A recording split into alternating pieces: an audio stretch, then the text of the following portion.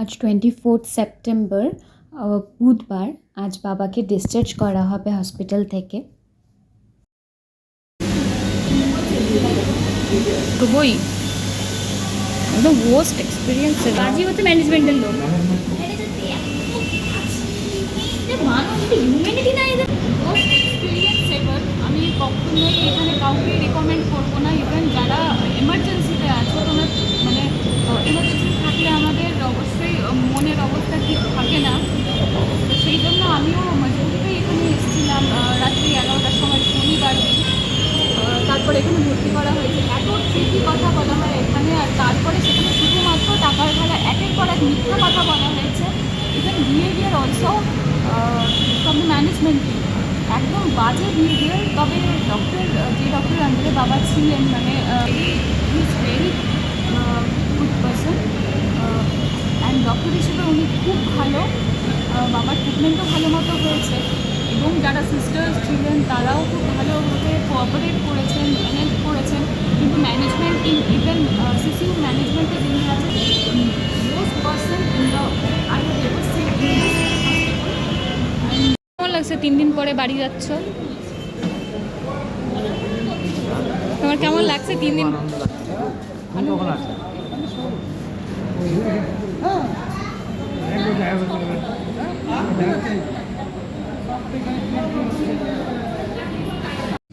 এখন বাজছে 2:30। আমরা বাবাকে নিয়ে বাড়ি যাচ্ছি। আমি, বাবা, দিদি আর মানসদা আছে। বাড়িতে বাসন টাসন ধুয়ে চা একদম বন্ধ, কেউ খাই না দুধ চা। দুধ চা বন্ধ হয়েছে বাড়িতে। আমার তো আজকে একবার দুধ চা খাইতে হবে। ডায়েটিশিয়ানকে আমি জিজ্ঞেস করলাম, আজকে খাবার রাস্তায় খেয়ে যাবো। আমি ডায়েটিশিয়ানকে জিজ্ঞেস করছি। রাস্তায় খেয়ে যাবো। না না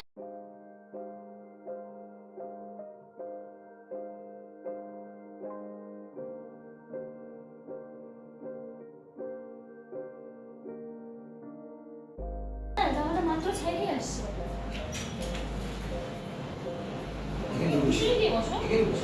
ঠান্ডাটা আছে। লাল চা খাবার খালি লাল চা দুধ বন্ধ। 6:30। বাবাকে নার্সিংহোম থেকে নিয়ে আসার পর বাবা ফ্রেশ হলো, তারপর লাঞ্চ করলো। যেহেতু বাবার টাইম, তো সেই জন্য বাবার লাঞ্চ আগে হয়ে গেছে। তারপর মা, আমি, দাদা, দিদি সবাই লাঞ্চ করলাম। অনেকটা লেট হয়েছে কারণ বাবার ওষুধগুলো সব ঠিকঠাক করে গুছিয়ে কখন কোনটা খাবে সেটা আলাদা আলাদা করে রেখে তারপর আমি খেতে বসেছি। খাবার পর তারপর উপরে এলাম। এখন উপরে এসে এখন ডায়েট চার্টটা নিয়ে বসবো, আলাদা আলাদা করে রাখবো কারণ মার পক্ষে পসিবল হবে না রোজ সেটাকে কবে কোনটা হবে। আর এক জিনিস রোজ খেতে কারোরই ভালো লাগে না। তো সেই জন্য সেটাকে আমি একটা চার্ট বানাবো কবে কি হবে। আর তারপর যেসব জিনিসগুলো নেই সেগুলো আনতে যাওয়া হবে। আর সেগুলো দিদি আর দাদা বেরোবে সেসব আনতে। তো তার আগে আমি চার্টটা চটপট বানিয়ে ফেলি, নইলে আবার ওদিকে দেরি হয়ে যাবে। আর আমি সবচেয়ে বড় একটা ব্লেন্ডার করে ফেলেছি। যখন আমি ওষুধগুলো বুঝে নিচ্ছিলাম ওখানে সিস্টারের থেকে যে কখন কোনটা আছে, ওষুধের একটা চার্ট দিয়েছিল। তো সেই চার্টে আমি একটা ওষুধ এরকম ছিল যে বলেছে কিনে নিতে হবে, ছিল না সেটা।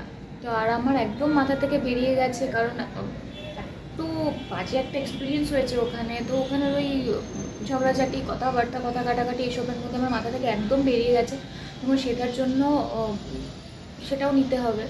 আর আমি মনে করি যেই হসপিটাল থেকে মানে ওষুধগুলো মানে যেই ডক্টর লেখেন ওষুধ, সেই হসপিটাল থেকে আনলে সুবিধা হয় আর কি, অ্যাভেলেবিলিটি থাকে।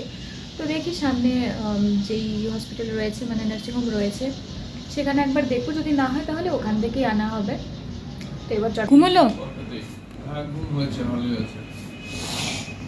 তুমি ডায়েট চার্ট করছিলাম।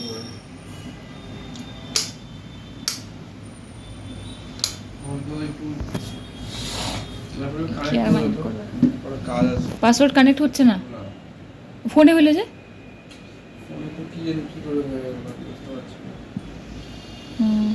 কতটাই খারাপ হয়েছে না।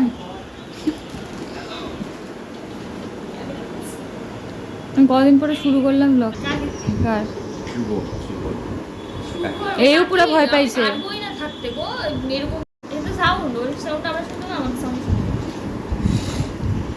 মা আবার ভয় ভয় কথা বলবে, শুনবে নাকি সাউন্ড বলবে কিসে?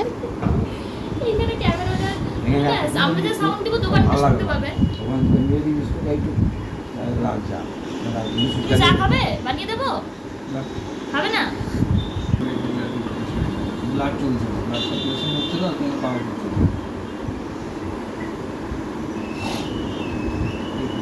চেঞ্জ করে নিয়ে তারপরে আটার রুটি ওকে। নইলে অর এগুলো, ঠিক আছে? এগুলো অথবা খাটটা হয়ে যাবে ভালো করে। তার আগে এটা রাখো না, আমি বলতেছি মন দিয়ে কিংবা তো 4 পিসের বেশি না। ওটস 1 বাটি, কর্নফ্লেক্স 1 বাটি, সাথে 200 গ্রাম মিল্ক, ডালিয়া 1 বাটি। মানে একদিনই সব? না না, অপশন, এতগুলো অপশন আছে। সকালে ডালিয়া 1 সব। বাটি, মানে কাঁচা ডালিয়াটা 1 বাটি, ওইটাকে বানাইতে হবে যতটা হয় এটা বুঝি। সুজি বা সুজি 1 বাটি, সে তুমি ঝাল সুজিও খাইতে পারো, মিষ্টি সুযোগ। সুজিও খাইতে পারো, মিষ্টিটা কম দিয়ে খাইতে হবে। ডিম 2টা, শুধু স্ট্রিক্টলি প্রোহিবিটেড। বড় মাছ বাদ, ছোট মাছ খাইতে হবে। ছোট মাছ মানে যেটা 100 গ্রামের নিচে হয় ওজনে, একটা মাছ 100 গ্রামের নিচে যে ওজন হয় সেই মাছ খাইতে পারবে তুমি। বাটা হ্যাঁ, বাটা খাইতে হবে। এটা চিকেন, গাজুরি ভাজুরি হবে। চিকেন 100 গ্রাম, ঠিক আছে? ফ্যাট পোর্শন বাদ দিয়ে, তেলটা বাদ দিয়ে খাবা, অনলি চিকেন। পনির 65 গ্রাম, সয়াবিন 65 গ্রাম, যে কোনো একটা খাবা। রাজমা 65 গ্রাম। দিশান থেকে ইসিজি রিপোর্টটা দিল, ওটাতে কি ছিল? ওইটাতে ছিল তোমার হার্টের অবস্থা ভালো না, ডিক্লারেশন দেওয়া যায় না, তো ওই জন্য ট্রপিং টেস্ট করছিল ওরা। টপিং টেস্ট বিছানা করছে নাকি? বিছানেই করছে। তখন যে এখন থেকে 2 ঘন্টা পরে কি হবে যদি না করি? ভালোও থাকতে পারে, খারাপও থাকতে পারে, তার গ্যারান্টি আমিও নেব না। কিন্তু যদি আমি গ্যারান্টি, কি গো? উপরে মনে হয়।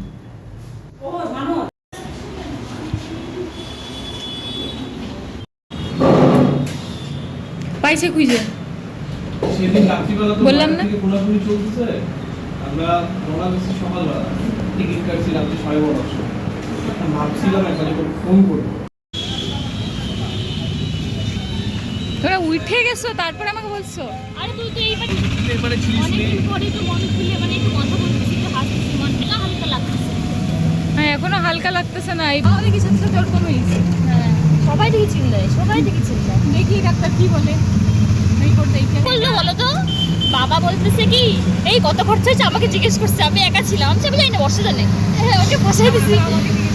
ও আসছে, তারপরে ও বলছে কি আমি বর্ষার কত খরচা হয়েছে, বর্ষা আমতা আমতা করছে, ওই কত খরচা হয়েছে, আমি বলছি, তুই জানিস তো, আমি তো জানি না। আমরা এখন ডক্টরের কাছে এসেছি, বাবার রিপোর্টটা দেখাবো আর ডক্টরও দেখাবো। খুব ভয় লাগছে, কারণ এখান থেকেই সেদিন শুরু হয়েছিল সেই টেনশনটা। তবে যেই ডাক্তার এখানে আছেন, যে ডাক্তারকে আজকে দেখাবো রিপোর্টটা, তো উনি সেদিন অ্যাভেলেবেল ছিলেন না। উনি থাকলে হয়তো এতটা প্রবলেমে পড়তে হতো না। বাড়ি ফেরার পথে একটু রিলায়েন্স মার্টে ঢুকছি, কিছু টুকটাক কেনাকাটার বাকি আছে, সেগুলো করে তারপর বাড়ি ফিরবো।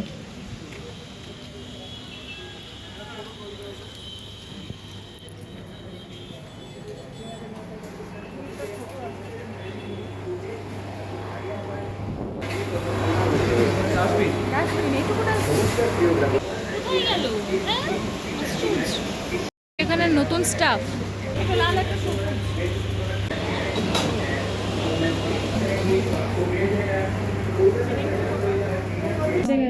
ঠিক আছে। মা আসলে উঠতে না। তার মাথা বলছে, চেস্ট তো তোমার, মাথাটা কি ওর? ওর মাথা। এটা একটু বুঝে দিতে কোনটা বুঝে নিচে বলবো, বুঝাই দাও। আর শোনো না, লো কি বুঝাই দিবে? Fat, low fat, low fat, low fat.